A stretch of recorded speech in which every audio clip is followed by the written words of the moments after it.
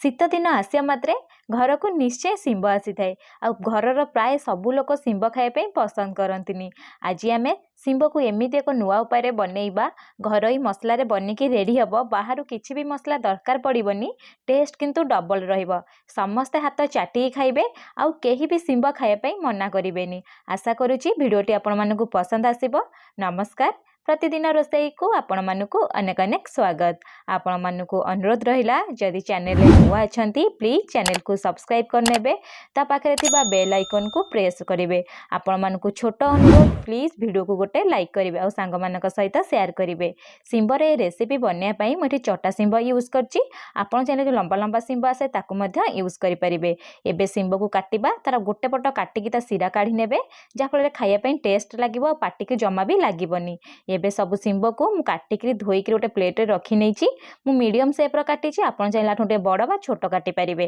तापर एबे गोटे स्पेशल मसला बनेइबा जेहेतु शिंब प्राय सोरिष मसला रे बनिले टेस्ट लागि थाए सेति पे मु गोटे बाउल रे गोटे चम्मच देई दोछि सोरिष ता सहित आधा चम्मच एठी हमें देई दवा जीरा गोटे कंचा लंका देबे। देखिबे मसलार बास्ना भल आसब टेस्ट मध्य भल आसब। ता सहित 7 रु 8 रसुण कोला को देदबा अल्प टिके हलदी गुंड दबा ता सहित एठी देदबा गोटे चम्मच सोरिष तेल।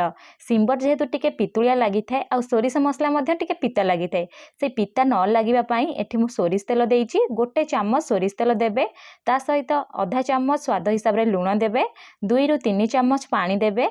पानी देके एठी आपण कोन करे ना चिकन करी बाटी आनिबे। देखिबे से मसलार बास्ना गोटे भल आसीबो ता सहित तार मसलार कलर मध्य भल आसीबो। देखंतु मेठी मसला को बाटी आनिची। एबे हमें कोन करे ना मसला को गोटे साइड रे रखी नबा। चलंतु तरकारी आरंभ करिबा।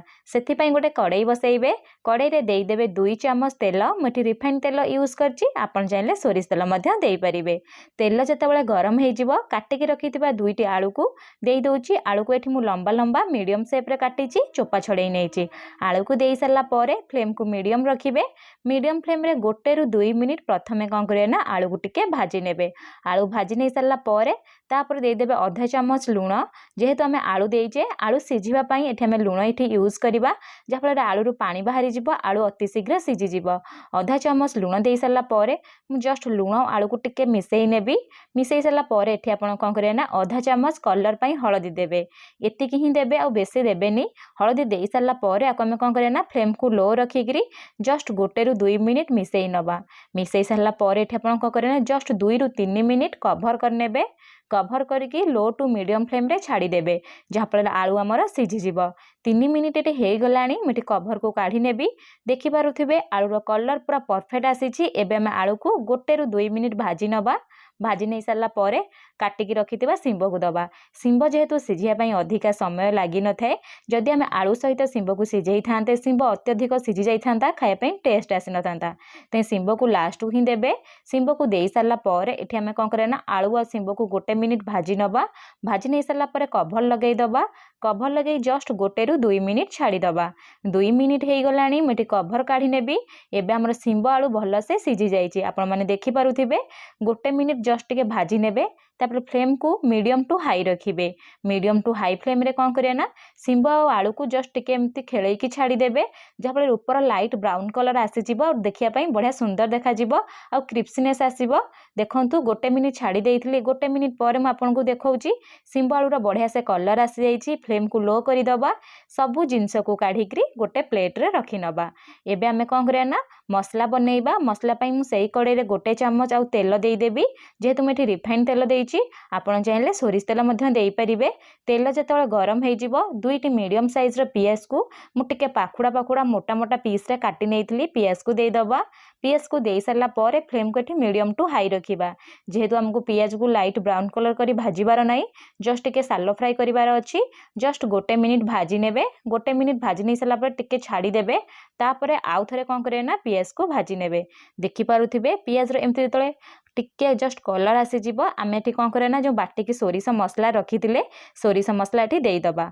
आउ गोटे कथा मने रखिथिबे सोरिष मसला जब बाटिथिले एठी आम हळदी गुंड यूज करथिले लूण मध्य यूज करथिले। केवल सोरिष मसला को देबे। सोरिष मसला को दे सारा पर 1 रु 2 मिनिट कषि नेबे। तापर 2 चम्मच आमे कौन करे ना पानी दे दबा। पानी देकर आपको आहरी 1-2 मिनिट कषि नवा। सोरिष मसला को बेसी कषिले कौन हुए ना पिता लगी थाए से बेसी कषिबेनी जस्ट 2-3 मिनिट कषि नेबे। तापर एठी आमे कौन करिया ना 1 चामच कलर आसिया पई लंका गुंड दबा। मुठी काश्मीरी चिली पाउडर यूज करची आपण चाहिले नॉर्मल चिली पाउडर मध्य देई परिबे। एबे आमे कौन करिया ना टिके जस्ट मिसेई नबा आ कलर देखंतु पूरा परफेक्ट आसीबो। ता सहित सोरिष मसलार टेस्ट मध्य भल आसीबो। सोरिष मसलार एठी आमे लुण दबानी ना हळदी गुंड दबानी ना किछि भी मसला यूज करबानी। एबे कभर लगेई दबा। कभर लगे कि लो फ्लेम रे जस्ट 1-2 मिनिट ही छाड़िबा बेसी छाड़िबेनी। 1-2 मिनिट हो गलानी मु कभर काढ़ी नउची देखि पारुथिबे मसला पूरा पूरी हो गलानी तेल पूरा एमती ऊपर भासुथिबो। तार मसला को जस्ट 1 मिनिट कौन करे ना लो फ्लेम रे कषि नेबे आ बेसी कषिबेनी। देखंतु पियाज मध्य गोटा गोटा अछि आ तरकारी रे खाय पई भल टेस्ट आसी थाए। एबे आमे कौन करिया ना भाजिकी रखिथिबा सीम आलू को देइदबा। ता सहित गोटे मीडियम साइज रो टमाटो को मध्य मु लंबा लंबा काटिकी रखिथिली। टमाटो को मध्य एई टाइम रे देई देबी। टमाटो पूरा गोटा गोटा रहिबो तरकारी रे खाइला बेले पाटरे लागिबो। ता सहित तरकारी रो टेस्ट मध्य भल आसीबो टिके टिके खट्टा लागिबो। एबे आमे सब जिंस देई साला परे जस्ट 1-2 मिनिट मसला को कौन करिया ना लो टू मीडियम फ्लेम रे कषि नबा। मसला एतले कषुछंती बेसी कषिबेनी नहले सोरिष मसला पिता होई जिवो। अल्प टिके पानी देई दोउची जाफळे राइट हमर पूरा जुकजुकिया ही बनिबो। एठी 1 कप पानी देई देबी। पानी देई साला परे आकु आमे कौन करिया ना जस्ट टिके मिसेई नबा। तापरे फ्लेम को एठी मीडियम टू हाई रखिबा। जेहेतु हमर आलू आ सीम ऑलरेडी सिझी जाईची केवल तरकारी फुटिया पाई ही फ्लेम को मीडियम टू हाई रखिबे। तापरे कभर लगेई देबे। कभर लगे कि पाखापाखी 4 मिनिट छाड़ी देबे। जेतेबेले 4 मिनिट हेई जिवो तरकारी फुटिया पाई स्टार्ट हबो सेतेबेले आमे कौन करिया ना कभर काढी नबा। एबे आमे कौन करिया ना गोटे मीडियम साइज रो बाइगण को एठी काटिकी दबा। बाइगण टोटली ऑप्शनल अछि आपण चाहिले स्किप करि परिबे। जति आपण राई रे बाइगण दउछंती तार राईट हमरो कोन लटपटिया ही बनी थाए सेति पई म एठी कोन करछि ना बाइगण यूज करछि। बाइगण देई साला परे जस्ट के मिसेई नेबे। तापरे इमिडिएटली कोन करे ना कभर लगेई देबे नहले बाइगण हमरो कोन हबो ना कई थाई जिवो। तार कभर लगे कि आहुरी 3-4 मिनिट छाड़ी देबे। 3-4 मिनिट हेई गलानी म एठी कभर काढी नेबी। तापरे एबे आमे कोन करे ना राई को भल से 1-2 मिनिट जाए एमती पूरा कषि नेबे। जाफळे पूरा जेतिकी ही आपन को झोल दरकार हबो सेतिकी आपन एठी झोल रखिबे। देखि पारुथिबे म एठी 1-2 मिनिट कषि नै सरला परे एतिकी ही म एठी ग्रेवी रखुची। तापरे कोन करे ना अल्प टिके धनिया पत्र काटिकी देई दबा। धनिया पत्र देई सरला परे आकु जस्ट टिके मिसेई नबा। एठी आपन गरम मसला यूज करिवेनी जेहेतु सोरिष मसला रे गरम मसला हमर यूज ही न थाए। देखंतु एबे हमर सीम आलू राई पूरा बनिकी रेडी सरलानी। फ्लेम ऑफ कर दउची मु आपन को देखौची देखि पारुथिबे केते पूरा टेम्पटिंग देखा जाउची आ खाइ पे मध्य बहुत स्वादिष्ट थिला। आपन थरे को घरे निश्चय बनांतु। केमिति बनिला मो सहित कमेंट सेक्शन रे शेयर करंतु। जदि चैनल रे नुआ अछंती प्लीज चैनल को सब्सक्राइब करनेबे पाखरे थिबा बेल आइकन को प्रेस करनेबे। वीडियो ती किछि पार्ट पसंद आसीबो प्लीज गोटे लाइक करिवे। पुणी देखा हबो नेक्स्ट वीडियो रे। रहिली धन्यवाद।